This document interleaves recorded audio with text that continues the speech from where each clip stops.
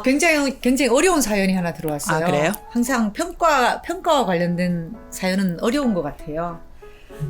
오늘 사연은 팀장으로서 평가 면담을 해보면 팀원 개개인들이 각자 본인의 입장에서 본인이 하고 있는 일들에 대해서 높은 가치를 부여하며 그에 합당한 높은 평가를 받아야 한다고 생각합니다. 그러다 보니 다른 팀원들이 하는 일에 대해서는 상대적으로 가치를 낮게 생각하고요. 팀장으로서 전체를 놓고 개인의 위치를 설명하려고 하지만 말하는 저와 듣는 팀원의 인식 차이는 잘 좁혀지지 않아 답답합니다. 매번 느끼는 이 인식의 차이를 어떻게 좁힐 수 있을까요? 두 분 코치님이 현명한 방법을 알려주세요. 하는 사연입니다.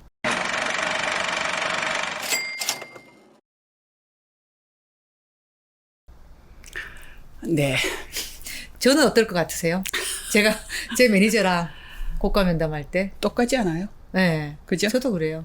내가 제일 열심히 일하고 내가 제일 잘했고 잘한 네. 것 같고 네. 또 능력도 있는 것 같고 네. 항상 그런 마음으로 면담에 들어가는 것 같아요. 이거는 우리 사람들이 가지고 있는 일반적인 생각이겠죠. 그래서 오죽하면은 이게 자기 고향 편향이라는 개념으로까지 다뤄지고 있잖아요. 자기가 한 일이 다른 사람 한 일보다 더 중요해. 더 잘했어. 그쵸. 뭐 이렇게 생각하는 게 기본적인 사람들의 생각이기 때문에 그걸 우리가 감안하고 들어가야 되지 않겠나. 네, 그렇게 싶으네요.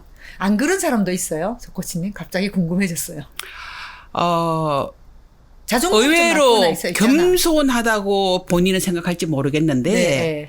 자기 평가를 기본적으로 자기가 평가를 더 낮춰서 들어가는 경우가 있죠. 그런 경우 그렇죠. 있어요. 그 진심으로 그래요? 그런 사람은? 네. 그런 경우도 있구나. 네. 그래서 가끔씩은 이제 매니저가 아니 이 사람은 자기가 더 잘할 수 있는 사람인데 왜 자꾸 자기가 하는 것이 별거 아니라고 자꾸 생각하지? 라고 생각하는 케이스도 실제 코칭에서 제가 목격한 적이 있어요. 네. 접한 적이 있어요. 오케이. 근데 그런 분은 이분의 어려운 매우 적은 케이스. 매우 적은 케이스. 대부분은 내가 한 일이 제일 중요하고 네. 내가 잘났다라고 네. 생각한다라는 거. 네. 거기서 출발하자는 거고요. 근데 그러려면 어쨌건 깨줘야 되는 거 아니에요? 그 생각을? 그러려면 우리 평가자로서 어떻게 해야 될까? 깨준다고 표현하는 게 적절할지 잘 모르겠어요. 깨닫게 해줘야 되는 거 아니에요? 깨닫게 해야죠. 네. 네. 이제 지금 깨닫게가 더 맞는 표현이고, 야, 깨몽, 꿈 깨, 이런 얘기로 접근하게 되면 이제 반감이 많이 생길 거고, 그쵸. 왜? 내가 최고 잘했는데 왜 이렇게 얘기하지? 그러니까 일단은 이 사람들이 이 얘기, 자기 평가를 한 거에 대해서는 팀장이 듣겠다는 의지가 필요해요. 맞아요. 자기 일종의 뭐 주장 이런 것들을 내가 귀 기울여 좀 듣고 있어요. 이게 엄청 중요한 일단은 태도다. 그걸 먼저 짚어야 될 것 같고요. 자, 깨닫게 한다면 어떻게? 깨닫게 한다면 네. 그냥 막연하게 그게 아니고 이렇게 얘기를 하면 안 되잖아요. 그렇죠. 그러니까 조금 사실에 근거해서 내가 본 거나 혹시 연초에 합의한 게 있다라면 뭐 그런 걸 가지고 얘기를 해야 될 것 같아요. 우리가 이제 평가 면담할 때 제일 중요한 게 나는 예를 들어서 상을 받아야 되겠어요. 아니야, 당신은 하야. 만약에 이런 이제 평가의 결과를 가지고 있다 그러면 각자 자기 의견을 얘기하잖아요. 나는 하야. 나는 내 하라고 생각해. 네. 그 다음에 팀원은 저는 상이라고 생각합니다. 그래서 이 상이 하야 가지고 계속 얘기를 해버리면 이제 쌍방에다 감정 상하죠. 그렇죠. 팀장은 야.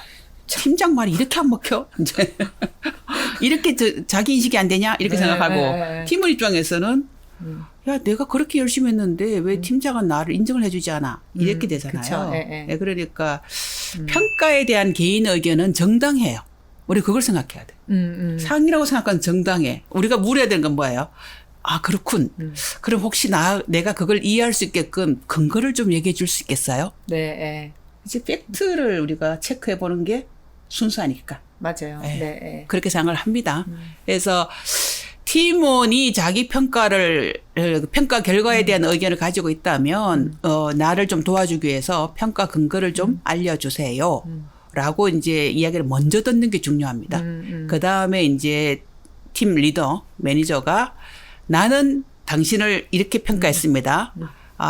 왜냐하면 나는 이런 근거를 가지고 네. 예, 두 사람의 근거에 대해서 여기를 나눠보시고 거기서 잘못 이해되거나 아니면 서로가 잘못 파악하고 있는 것들이 조정되는 작업이 일어나야 되겠죠. 네. 그러니까 서로의 관점을 그냥 관점, 결과만 놓고 보는 게 아니라 왜 이 관점을 가지고 있는지에 대해서 서로 이해하는 그렇죠. 시간이 필요하다. 그렇죠. 네. 근데 이제 재밌는 것은 일을 보는 눈이 아무래도 이제 그 매니저랑 팀원은 좀 다를 거 아니에요. 그렇죠. 그래서 네. 팀원이 나는 이게 엄청 중요해라고 하는데 팀장 입장에서도 그거는 중요한 게 아니고 그냥 평이한 그냥 일상이야라고 네. 보는 것도 있을 수가 있어요. 그래서 네. 이 기회에 이런 평가 면담을 하면서 팀원하고 이제 매니저 사이에 약간의 뭐 조정 작업이 일어난다고 해야 되나?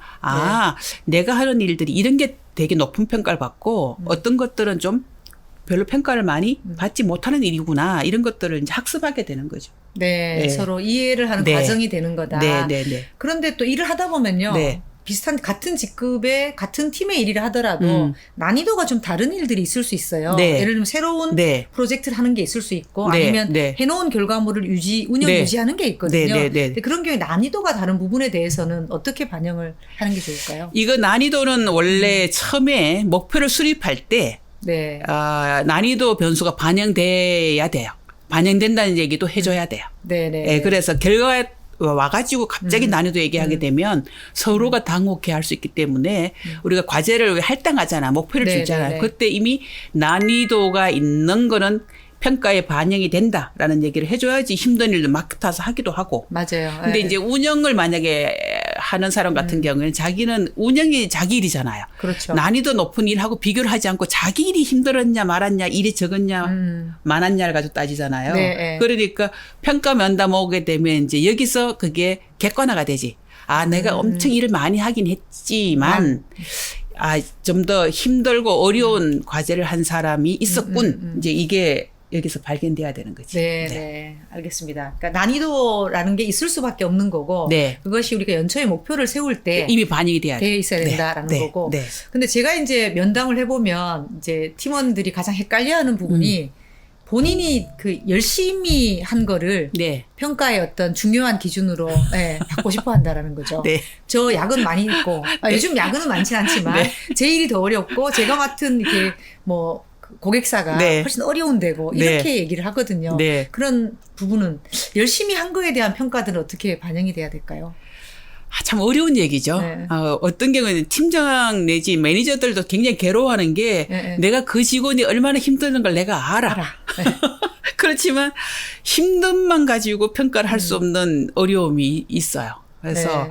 이거는 사실은 간단한 문제는 아닙니다만 이게 우리가 평가를 할 때 일의 힘듦과 일의 시간을 얼마나 많이 썼는가 보다 더 중요한 거는 목표를 달성했느냐. 네. 잖아요. 네. 목표를 달성했느냐. 그다음에 이 사람이 한 일이 얼마나 효율적으로 잘 했느냐. 네. 이거잖아요. 네. 근데 사실은 짧게 끝낼 수 있는 일인데 이 사람이 아직 역량이 부족해서 길게 오래 했다고 하면 본인은 너무 힘든 시간이었지만 매니저가 볼 때는 그건 오히려 문제가 되는 거예요.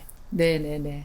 일주일 해야 될 일 한 달 했다고 하면은 이걸 평가를 해줘야 될까요? 아니면 사실은 육성하는 면담을 해야 될까? 육성해야 될 면담 대상이거든요. 네. 그래서 그런 차이에 대해서 학습 세션이 진행이 돼야 돼요. 네. 그런 이제 깨달음의 시간이 이 면담 중에 일어나야 된다고 봅니다.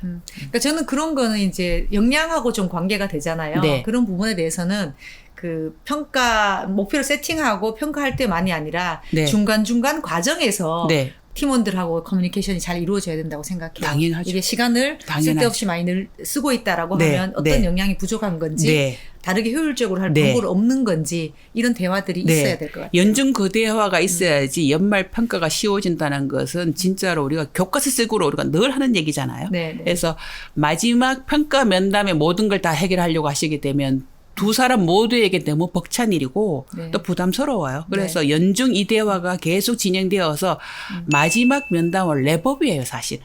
네. 1년 동안 한 얘기에 그치. 랩업이어야 되지. 그때 처음 시작하면 안 돼. 근데 면담을 그때 네. 처음 시작하시는 매니저들 계시는데 그러시면 너무 힘듭니다. 네. 평가 N 면담의 시간은 그동안 했던 얘기에 랩업하는 시간이다. 이렇게 정리하시는 것이 답입니다. 너무 좋은 말씀 같아요. 네. 이거는 연중 가져야 되는 과정인 거고 마지막은 랩업이다라고 생각하실 수 있도록 그 과정들을 잘 매니지하는 게 꼭 필요하겠네요. 그죠? 네.